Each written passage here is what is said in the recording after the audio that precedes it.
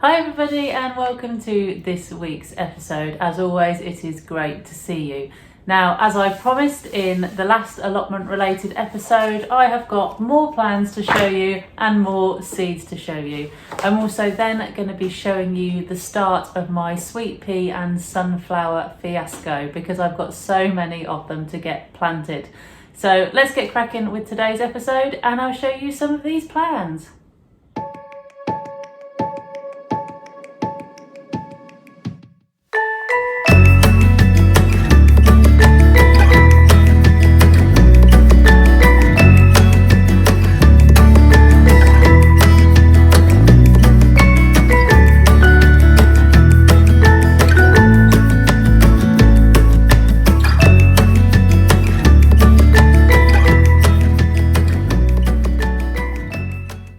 Okay guys, so as I promised, I have got some plans to show you again today. So today I will be showing you the plans for my flower patch that's out the front of my allotment, which I didn't include on the last planning video because there just wasn't enough space on that plan, and because of the shape of the plot it makes it really difficult to fit that part in.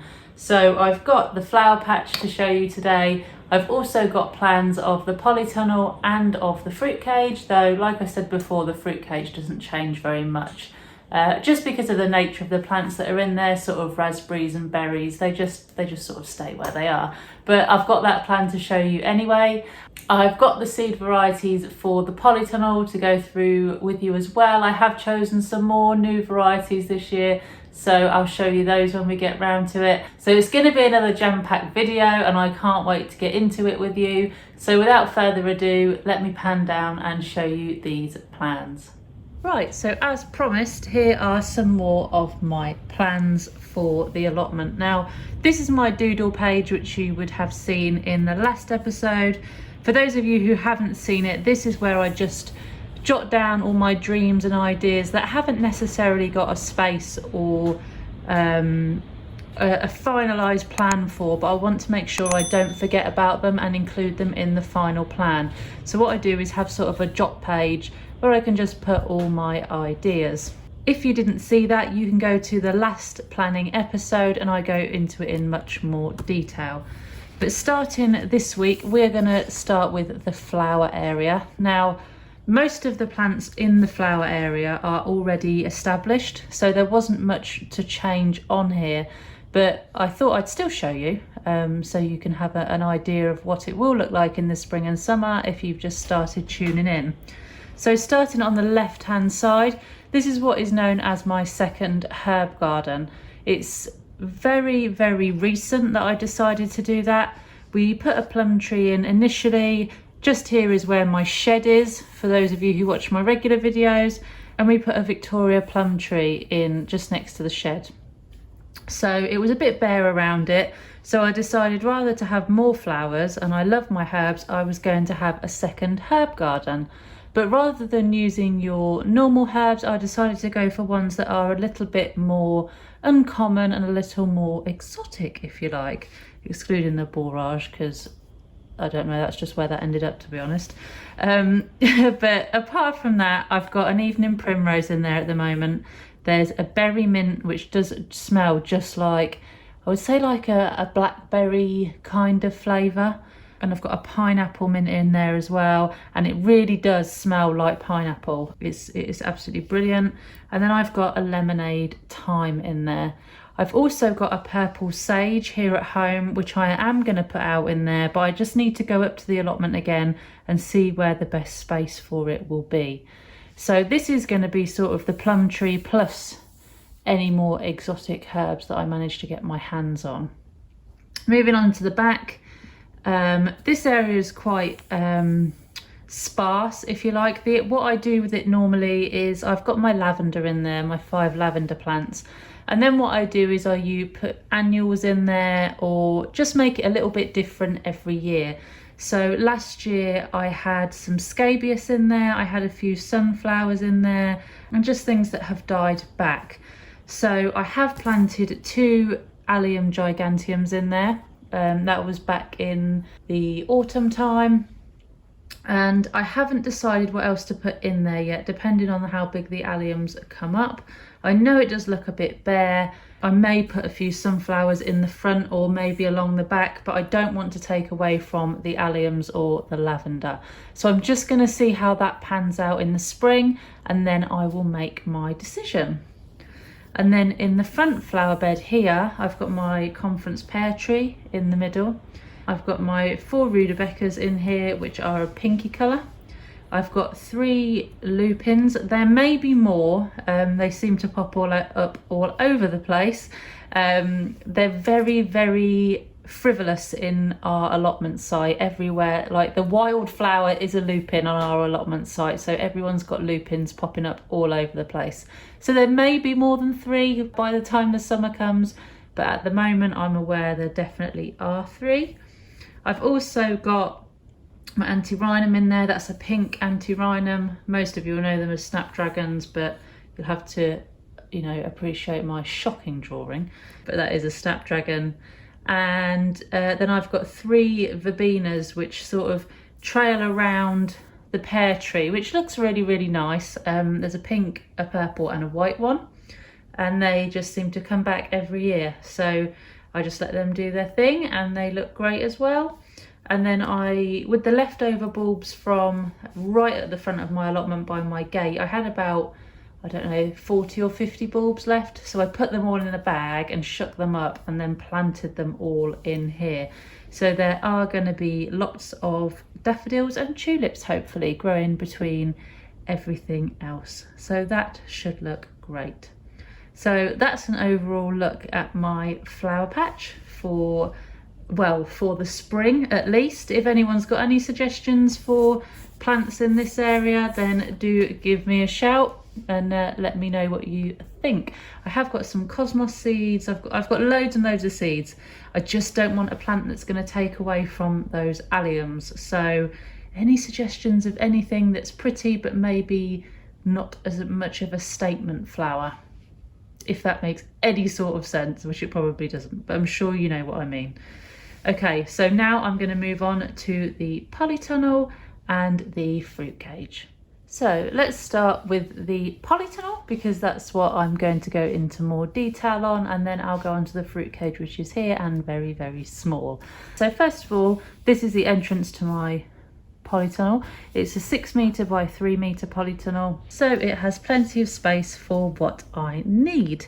So as you come in the doors here, on the left hand side is my already established herb garden. I'm going to do absolutely nothing more to that this year. I'm just going to let everything flourish a little bit more. I have pretty much all of the normal herbs, I shall say, in there. So parsley and your coriander, your curry plant, thyme, your sage, rosemary, all of your mint.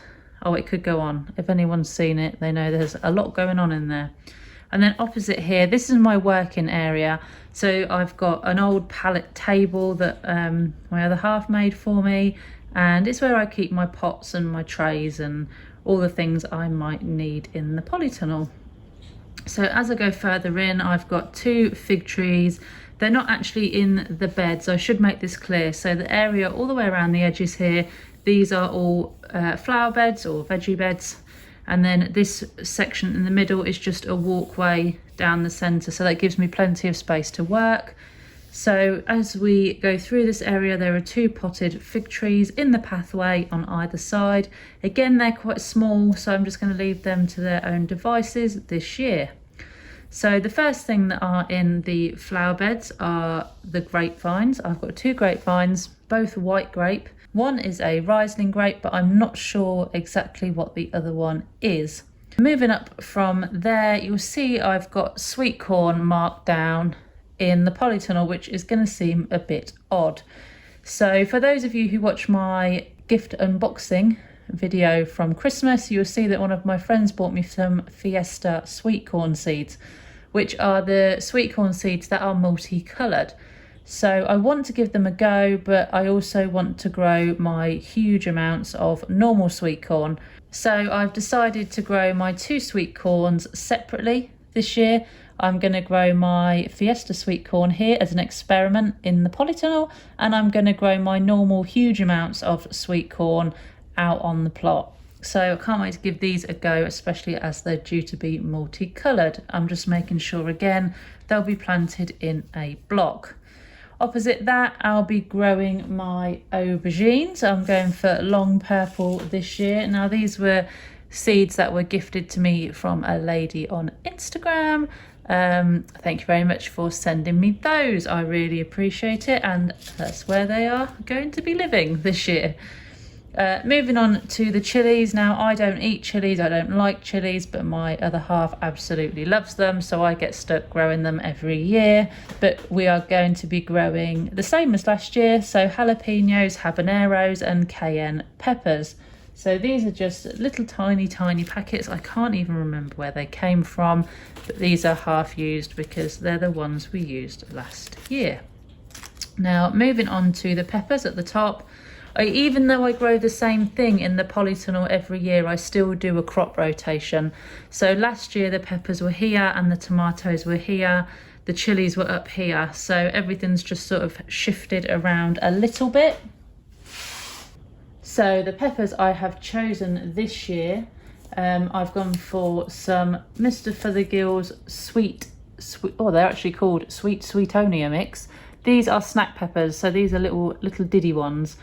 So they are usually very sweet, so we're going to give those a go. And I've also got some F1 cardinals. Now these are the purple variety. These are brand new. I've never used these before. So I'm going to be sowing these in the propagator very soon, and that will probably be one of my next allotment filming videos, so I can show you how I do that. And then last but not least, we've got the tomatoes, which this year I've gone for a new variety as well. These are from Sutton's and these are F1 baby boomers. Now I'm not a massive tomato lover. I don't eat them raw. I love them cooked. I love them as in if they're in a bolognese or when we make them into pasta sauce or ketchup, they're delicious. Just not a raw tomato fan, but they're the variety I'm going for this time. So that is pretty much the overview of the polytunnel. And as you can see here, I'll just shimmy this over. You can see the fruit cage plan. Now, I'm going to be really honest. Nothing is changing this year except the fact that here where I'm now going to have some walking space, there was or there still is, an apple tree here, but it is dormant and I do plan on moving it, because it's just going to be too big for the fruit cage soon and it'll end up taking all the netting with it, I should think. So this is going to be a proper entrance so I can actually get into the fruit cage, because that was also a problem. There was very little space. So we have been gifted 8 rhubarb crowns from some allotment residents. So they are all in and hopefully they're going to have a really good year this year. They had a really good year last year, considering how soon we'd got them, but yeah, fingers crossed for another good year for those. I've then got 2 blackcurrant bushes and 2 red currant bushes. Now these were very little when I got them. They did bear fruit last year. I did get probably a punnet between the 2 plants and again a punnet between the 2 plants, so it wasn't bad, but they are very juvenile still. I've also got 3 raspberry canes. At the top, again, brand new, picked 1 raspberry last year. I'm going to call that a victory, but I only did pick the 1. So hoping for a lot more this year as well. Right, so that is the plans that I wanted to show you today. The only other thing I wanted to show you was the sweet peas. Okay, and now I'm moving on to the last part of this week's video, and that is going to be starting to put out my sweet peas. As you can see, I've got an awful lot of toilet rolls here, but still not enough. So I've got everyone I know at my workplace collecting toilet rolls for me. I'm aiming to get about 300 sweet pea seeds planted. That's a mouthful.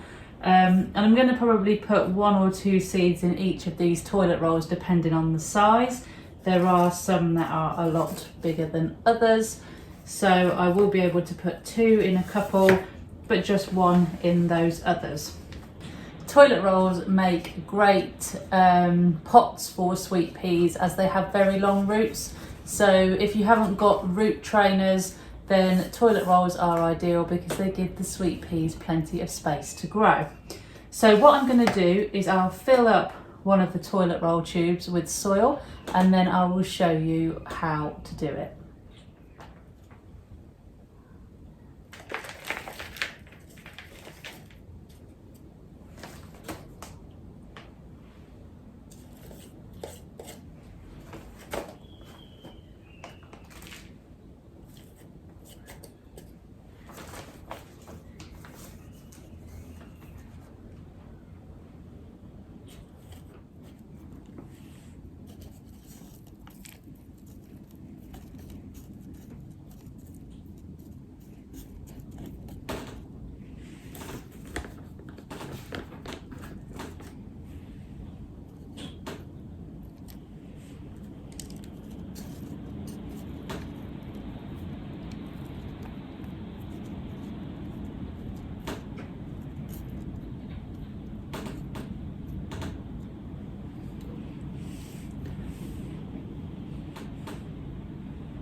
So all you need to do when you've topped up your toilet roll tube is to place the amount of seeds in there that you want.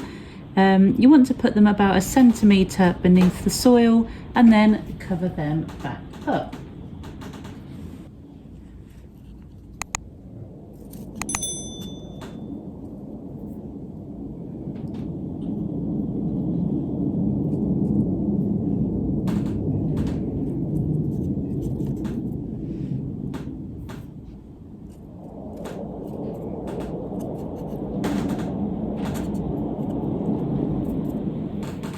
And that is pretty much it. All I'll do is when I finish the whole lot is give them a mist with a mister.